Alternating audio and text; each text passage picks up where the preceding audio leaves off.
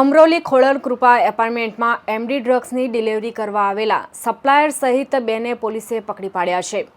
બંને પાસેથી પોલીસે 27.35 ગ્રામ એમડી ડ્રગ્સ ₹2.77 લાખનું કબજે કર્યું હતું.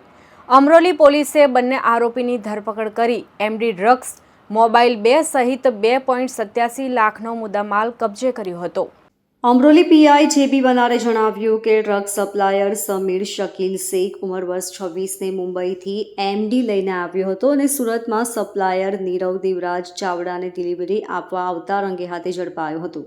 વધુમાં પોલીસે જણાવ્યું કે આરોપી નીરવ ચાવડા ડ્રાઇવિંગ કરે છે જ્યારે સમીર શેખ મજૂરી કામ કરે છે. પહેલા નીરવ ચાવડા પેસેન્જરમાં પોતાની કાર ફેરવતો હતો ત્યારે તેને એમડીની લત લાગી હતી. નીરવ એમડી પીવાની સાથે અમુક એમડી વેચાણ કરી પોતાના પીવા માટેના પૈસા કાઢી નાખતો હતો, જ્યારે તેને સપ્લાય સમીર શેખ કરતો હતો. અમરોલી પોલીસે એક ટીમ મુંબઈ પણ રવાના કરી છે. આથી મુખ્ય સપ્લાયર પણ હાથમાં આવી જાય તો મોટા રેકેટનો પર્દાફાશ થાય તેમ છે. Bureau report LK star news, Surat.